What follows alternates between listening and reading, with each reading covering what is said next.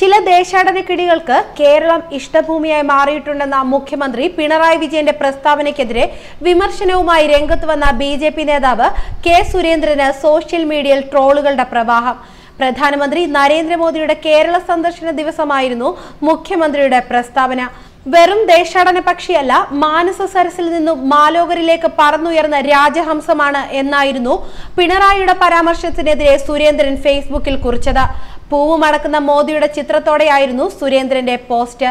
പിന്നാലെ ട്രോളർമാർ വിട്ടില്ല. സുരേന്ദ്രനെ തലങ്ങും വിലങ്ങും ട്രോളാൻ തുടങ്ങി. എന്നാലും ഒരു മണവുമില്ലാത്ത ഓർക്കിഡ് പുഷ്പങ്ങളുടെ മണം ആസ്വദിക്കുന്ന ഒരു പ്രധാനമന്ത്രിയാണല്ലോ നമുക്ക് കിട്ടിയത് എന്നു തുടങ്ങി നിരവധി ട്രോളുകളാണ് സുരേന്ദ്രന്റെ ഫേസ്ബുക്ക് പോസ്റ്റിൽ ലഭിച്ചത്. കാലാവസ്ഥാ വ്യതിയാനവും ജൈവ വൈവിധ്യത്തിന്റെ പുനരുജ്ജീവനവും എന്ന വിഷയമാണ് പരിപാടിയിൽ ചർച്ച ചെയ്യുന്നതെന്ന് പറഞ്ഞുകൊണ്ടാണ് പിണറായി സംസാരിച്ചു തുടങ്ങിയത്. കേരളം ഭിന്ന കാലാവസ്ഥാ പ്രദേശമായി മാറിക്കൊണ്ടിരിക്കുന്ന കാലമാണ്. നമ്മളുടെ നാടിന്റെ പഴയ കാലാവസ്ഥയ്ക്ക് മാറ്റം വന്നുകൊണ്ടിരിക്കുകയാണ്.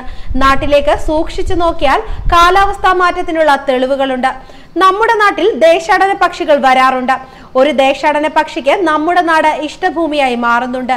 അത് നമ്മളെയെല്ലാം അസ്വസ്ഥമാക്കുന്ന ഒന്നാണ്. കുറച്ച് ഭയചകിതരാക്കുന്നുമുണ്ട്. കാരണം അത് മരുഭൂമികളിൽ മാത്രം കണ്ടുവരുന്ന ദേശാടന പക്ഷികളാണ്.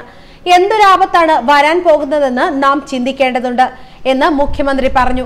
എന്നാൽ മുഖ്യമന്ത്രി പിണറായി വിജയൻ പറഞ്ഞത് അല്പം തമാശയോടെയാണ് കേരളം കേട്ടത്. ഇടയ്ക്കിടയ്ക്ക് കേരളം ചുറ്റുന്ന നരേന്ദ്രമോദിയെയും അമിത്ഷായും രാഹുൽ ഗാന്ധിയെയും ഉദ്ദേശിച്ചാണോ ഇത് പറഞ്ഞതെന്നാണ് വ്യാഖ്യാനം വന്നത്. അതിനിടെ മുഖ്യമന്ത്രി യഥാർത്ഥത്തിൽ ആരെയാണ് ഉദ്ദേശിച്ചതെന്ന് പക്ഷിശാസ്ത്രജ്ഞർ തന്നെ വെളിപ്പെടുത്തുന്നു. റോസി പാസ്റ്റർ അഥവാ റോസ് മൈന എന്ന പക്ഷി കേരളത്തിലെത്തുന്നത് അവയുടെ നാട്ടിൽ തണുപ്പ് കൂടുന്നത് കൊണ്ടാണ് പരിസ്ഥിതി പ്രവർത്തകർ പറയുന്നത്. കാലാവസ്ഥാ മാറ്റം വരുത്തിയേക്കാവുന്ന ആപത്തുകളെ കുറിച്ചുള്ള ഉത്കണ്ഠ പങ്കുവെക്കുമ്പോഴായിരുന്നു പരാമർശം. ഇവിടെ ചൂട് കൂടുന്നത് കൊണ്ടാണ് അവ എത്തുന്നതെന്നും പരിസ്ഥിതി പ്രേമികൾ പറയുന്നുണ്ട്. യൂറോപ്പ് ഉൾപ്പെടെയുള്ള രാജ്യങ്ങളിൽ ശൈത്യകാലം തുടങ്ങുമ്പോഴാണ് ഇവ കേരളത്തിലേക്ക് എത്തുന്നത്. ആകാശത്ത് സർക്കസുകൾ കാട്ടിക്കൊണ്ടുള്ള ഇവയുടെ പറക്കൽ കൗതുകം പകരുന്ന കാഴ്ച.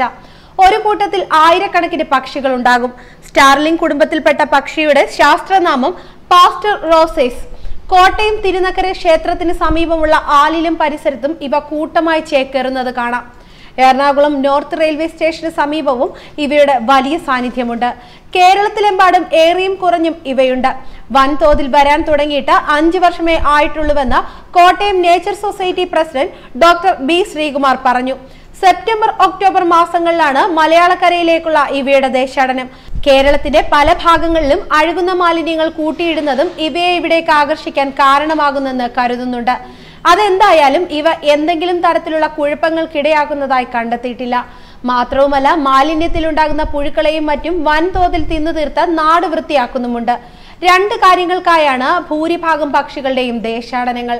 കാലാവസ്ഥാ വ്യതിയാനം മൂലമുള്ള പ്രശ്നങ്ങളിൽ നിന്ന് രക്ഷ നേടാനാണ് ഒന്ന്, തീറ്റ തേടിയാണ് മറ്റൊന്ന്. ഇവയുടേത് ഇത് രണ്ടിനും വേണ്ടിയുള്ള വരവ്. ഇവയുടെ തലയ്ക്കും ചിറകിനും കറുത്ത നിറമാണ്. ബാക്കി ഭാഗങ്ങളെല്ലാം റോസ് നിറവും. അങ്ങനെയാണ് റോസി പാസ്റ്റർ എന്ന പേർ വീണത്. ഇവിടെ കാണുന്നവ അത്ര നിറമുള്ളവയല്ല. തണുപ്പിൽ നിന്ന് ഇവിടേക്ക് ചൂടിലേക്ക് എത്തുമ്പോൾ സൗന്ദര്യം ചോർന്നു പോകുന്നു. മാർച്ചിലാണ് മടക്കയാത്ര. ഇവിടുത്തെ തീറ്റയെല്ലാം തിന്ന് ജന്മദേശത്ത് തിരിച്ചെത്തുമ്പോഴേക്കും പക്ഷികൾ സുന്ദരികളും സുന്ദരന്മാരുമാകും. പിന്നെ ഇണചേരലിന്റെ നാളുകൾ. മുട്ടയിടുന്നതും കുഞ്ഞുങ്ങളെ വളർത്തുന്നതുമെല്ലാം സ്വദേശത്ത് തന്നെ. ന്യൂസ് ഡെസ്ക് മലയാളി വാർത്ത.